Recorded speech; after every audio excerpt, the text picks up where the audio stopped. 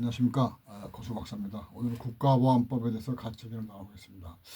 국가보안법에 대해서 제 생각을 말씀드리면 여러 가지 법리의 법칙 볼 때 국제법이라든지 그런 것과 비춰 볼 때 이건 21세기 최악의 인권 탄압법이다. 이른바 그 민주체제를 채택하고 있는 나라 중에 한국의 국가보안법처럼 사상 그 자체를 탄압하는 법은 없습니다. 이른바 민주국가 중에서 보면 국가보안법은 세계에서 거의 유일한 사상 탄압법이라고 볼 수 있습니다. 그래서 국가보안법에 대해서 지금 일단은 국내에서 약간 좀 소란스럽습니다. 법률권 의원 한 20여 명이 국가보안법 폐지안을 제출한 데 대해서 지금 야당인 국민의힘은 말도 안 되는 소리다 그러면서 지금 반대하고 있습니다. 그래서 지금 과연 어떻게 국보법을 놓고 벌어진 찬반 논란, 이게 우리나라 지금 굉장히 수십 년 됐습니다만은 이게 과연 어떤 의미를 지니는 것인가 다시 한번 우리가 좀 되새겨봐야 되겠습니다. 그래서 정확히 살피고 우리가 한국이 세계 선진국 대열에 올랐었다 그러는데 이른바 그 사상과 표현의 자유를 위해서 여전히 후진국 중에서 제일 참 어떻게 보면은 말아도 창피한 말이죠. 그런 최하위 그런 위상을 면키 어려웠다라는 것은 수치가 아닐 수 없습니다. 그래서 지금 야당에서 주장하고 있는 국가보안법 폐지가 불가하다라는 이유로 들고 있는 국내 일부에서 북한의 지령을 받는 간첩 활동이 적발되는 시기에 누구를 위해서 법 없애란 말이냐 이런 식의 얘기를 한다든지, 그 다음에 대공수사권이 경찰로 넘어가는 것이 문제가 아니냐 이런 식으로 얘기를 하면서 이 국보법의 존속을 강조하고 있는데, 이것이 이들의 주장에서 가장 중요한 것은 보면은 국보법이 전체 국민을 적용 대상으로 해서 만들어진 아주 어떻게 보면은 말도 안 되는 말이죠. 그런 악법이라는 거죠. 그러니까 이 법은 반국가 단체에 대해서는 생각도 하지 말고 접촉하지도 말고 행동하지도 말아라. 그런 법인데, 그러니까 우리 형법에서 보면은 처벌 대상은 반드시 어떤 구체적인 행동이 있어야 되고 목적이 있어야 되고 그다음에 결과가 있어야 되는데, 이 국보법은 머릿속으로 상상만 한다. 일기장에만 적어놔도 그건 처벌 대상이 되잖아요. 처벌 근거가 되기도 하고. 그래서 지금 보면은 국보법이 가장 큰 문제는 헌법에 말이죠. 주권자가 국민인데 전체 국민을 이 분단과 통일 문제에서 완벽하게 예비 범죄인으로 일단은 상정해 놓고 국민적인 국분단과 통일에 대한 말이죠. 어떤 집단 지성을 발휘할 수 있는 기회를 원천 봉쇄하더라. 그러니까 국보법에 대한 찬양 고문, 종교 이런 조항 때문에 언론 보도도 보면은 북한에 대한 것은 보면은 정상적으로 보도하는 건 없습니다. 북한이 결국 나쁘다. 저는 문제가 심각하다라는 것으로 비틀어서 보도를 하는 것이 일상화되어 있죠. 그러니까 모든 언론인들이 자기 검열을 통해서 이제 보도를 하고 있고, 사실 우리 공공 교육기관에서 사용하고 있는 교과서는 전부 국보법에 의해서 사전에 이제 검열이 된 그런 교재만이 사용되고 있죠. 그리고 국보법에 대해서는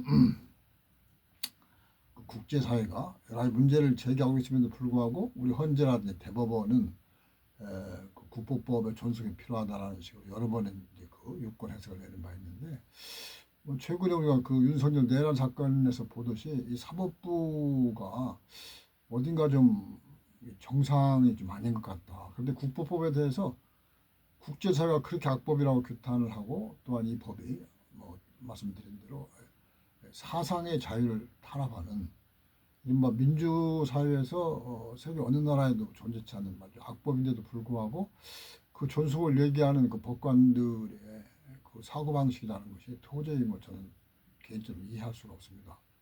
그러니까 우리가 이제 그 윤석열 재판에 대해서 말이죠. 윤석열이 그저 구속 그저 중단 시킨다든지 그다음에 유죄로 그 심리하는 과정에서 보면은 이게 과연 그 국민의 법감정에 그저 합치하는 것인가 그런 의문이 드는 경우가 많은데 역시 그 우리 그 저 사법권이 말이죠.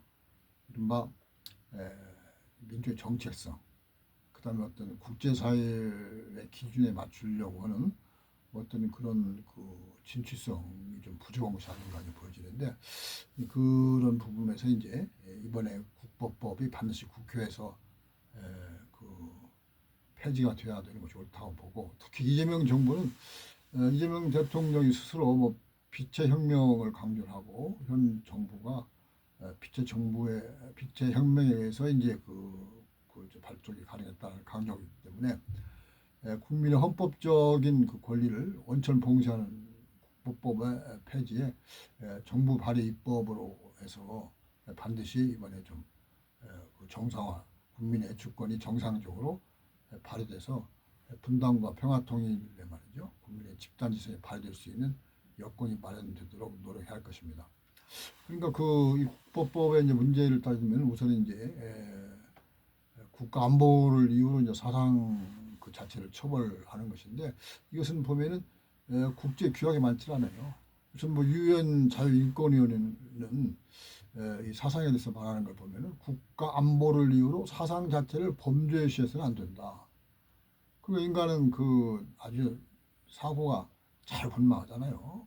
그래서 그것을 처벌 대상으로 한다. 이런 사상은 되고 저런 사상은 되지 않는다. 특히 국보법이 1948년 만들면서 당시 이제 냉전 체제를 이제 반영했다는 측면이 있는데 자본주의 사회주의 체제를 절대시해가지고 뭐 사회주의 체제에 대해서는 뭐 국민들이 접촉만 해도 그것도 감염된다 이런 말이죠. 무서운 전염병으로 사회주의를 상징한다든지 국민은 거기에 대해서 아주 취약한 말이죠. 어떻게 보면은 그 자주적이고 그 독자적인 판단력이 있는 존재로 상정을 하지 않는 있는 것이죠. 우리가 사회주의를 접한다 하더라도 여러 가지 판단할 수 있잖아요. 찬성하는 사람도 있겠지만 반대하는 사람도 있고 또 적극적으로 투쟁하는 사람도 있을 텐데 일체 뭐 그 접촉에서도 안 된다. 그쪽과 교통에서도 안 된다. 통신에서도 안 된다. 뭐 이런 식으로 막 전체적으로 그 국민을 말이죠.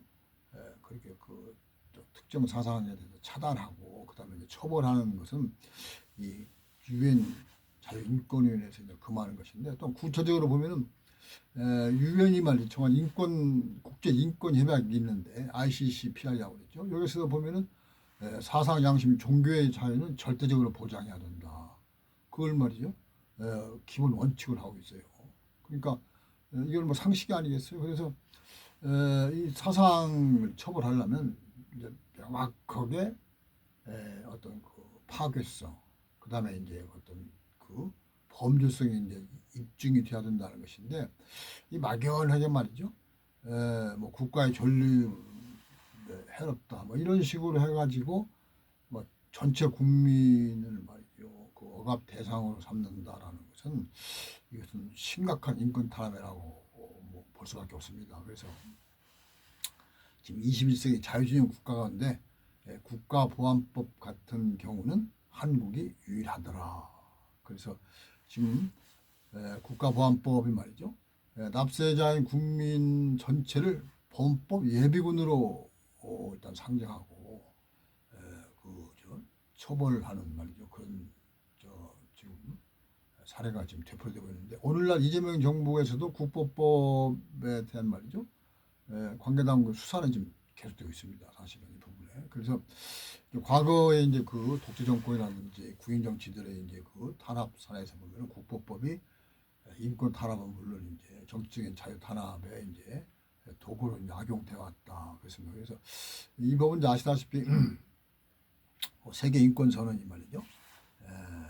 그 양심과 표현의 자유 뭐 이런 것을 이제 적극적으로 권장한다고 그 한국에도 이제 표명하고 국보법에 대해서 이제 폐지를 권유해 왔음에도 어떻습니까? 우사회는 뭐 저는 반대를 했죠. 그래서 지난 1960년대부터 한 2010년 가까이 보면은 뭐죠? 한 1만 4천 내지 5천 명이 국보법 위반으로 기소됐어요. 그러니까 매년 한 298건이 기소됐는데 이런 말이 거의 매일 한 건꼴로 국보법 위반 사건이 발생했다고 볼 수 있는 것이죠. 근데 이제 오늘날 그 여러 가지 이제 과거 사건에 대해서 이제 재심을 해본 결과 뭐 수많은 경우가 지금 무죄로 판정이 되고 있잖아요. 그래서 이런 부분에 독재 정권이나 철권 정치를 통해 가지고 국보법을 악용한 사례가 너무 많았더라. 그래서 이게 현실 심각. 또한 이제 언론도 보면은 어떻습니까? 국보법 관련해서 보면은 정권이 그 저 제시하는 말이요. 국보법 사건에 대해서는 발표문을 그대로 나팔수처럼 불어대는 보도하는 뭐 그런 식을 반복했고 지금도 마찬가지예요. 그래서 그 역시 민주화 공간이 상당히 그4.19 우려를 확대해서 왔다고 하는데도 불구하고 남북에 대해서 말이죠.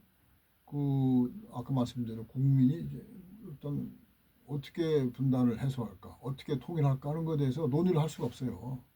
이게 뭐 자칫하면은 찬양 고문해가지고 국보법을 거기서 처벌하기 때문에 그러니까 이게 지금 국보법을 말이죠.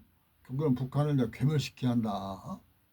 그 악의 이제 축으로 이제 보고 그 뭐 일체 그저 뭡니까 교류 협력도 이제 금하는 그런 측면이 있는 것인데 이렇게 우리가 한국 사회가 말이죠. 남북이라는 것이 사실은 모든 사람의 관심사 최우선순위 아니겠어요? 우리가 이제 이산 가족이 뭐 1,000만 명이라는데 한두 사람 주변에 살피면 다 북한과 연고가 있다고 좀 볼 수 있는 것인데 그런데도 이제 남북에 대해서는 이분법적으로 북은 괴멸시켜야 되고 남한만이 말이죠. 그 일단 북한에 대해서 우월적인 존재다 이런 걸 강조하기 때문에 남한도 이제 그 이런 뭐 흑백 논리가 말 지배하다 보니까 불통 사회가 되고 뭐 해조선이라는 얘기 나오면서 뭐 자살률 뭐 세계 최고, 출산율 세계 최저더라. 그러니까 이런 비극적인 측면이 국보법의 영향이 있지 않겠느냐. 그렇습니다. 그래서